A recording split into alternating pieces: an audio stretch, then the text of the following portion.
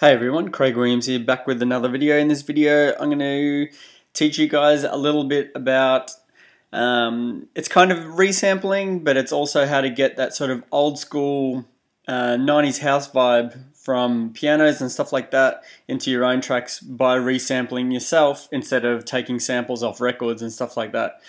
So I learned about this from reading, a friend of mine's got a website and it's called Attack Magazine. I'll leave the link in the comment or the description below, and you guys can check it out. It's really good. It's got tons and tons of stuff in there. So if you guys are looking for other stuff to read up on, it's a really good website to check out. So first up, I've just got a piano sound, just standard, and all I've got on there is just the EQ. All this is was just like a channel strip preset. It's just a Steinway piano with an EQ. Had a reverb on there as well, but I took it off because for this I wanted to show you without the reverb and stuff. So what I've done is I've come along and I've put in the C minor chord here, so just at C3. Pretty standard sort of stuff, and from there what you want to do is bounce it in place. We'll just call this piano sample and bounce that down.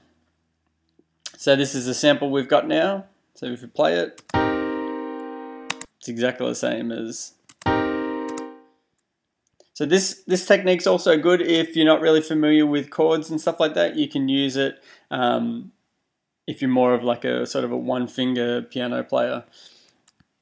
From here we've got the chord. We come along and we go to convert to sampler track. If you're using Ableton, you can put it into a simpler or stuff or something like that. So put it into sampler track, piano sample, bang. Got it in there, and what we want to do is come along and edit. Same as with Ableton, you can just change the settings within Simpler. So we know this is on C3. Grab this and drag it all the way. So now it's going to play throughout the whole thing. We want to save that. So now we're left with the same, it's the same chord, but it's now mapped out across your keyboard. So if we bring up the piano roll, and if we play, we can also give it some more volume. That there, and if I, oh, there we go. It's exactly the same. So you might be asking, what's the point of it when it sounds exactly the same? A lot of the time, sort of back before we had Logic and Ableton and everything, at this stage, a lot of the guys used to use MPCs and stuff like that. So they would sample in a chord off an old record and then map it out across the keyboard or the pads or whatever and then play it like that. So we're effectively doing the same thing without using any hardware. We're just using the sampler within Logic or Ableton or whichever program you're using. So come along, can change just a little bit, give it a bit of release. So as you can hear, some of the chords are going to sound a little bit off and a little bit out of tune, but that's the whole idea of it, is to give it that old sort of vibe. Another really good thing when I was playing around just before I made the video is if you pitch the whole thing down an octave,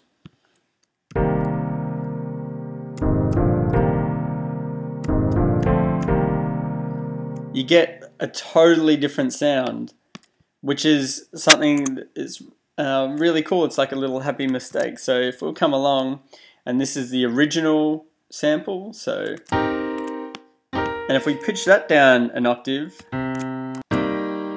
it's completely different sound. Let's turn you off.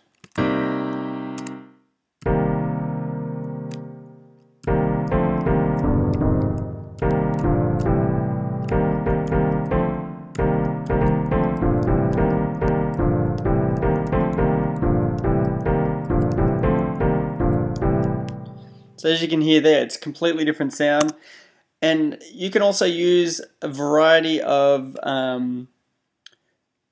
chord shapes and stuff like that to get different sounds, and also try different different synth sounds, different organs, all sorts of stuff, and you're going to really develop some cool ways of working. I've found this out by just reading that article, and I use it in a couple of tracks, and I think it's really good, and hopefully you guys get something out of the video.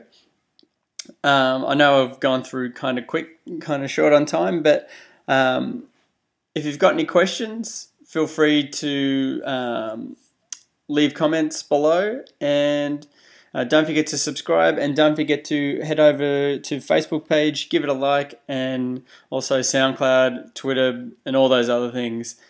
And until next time, see you later.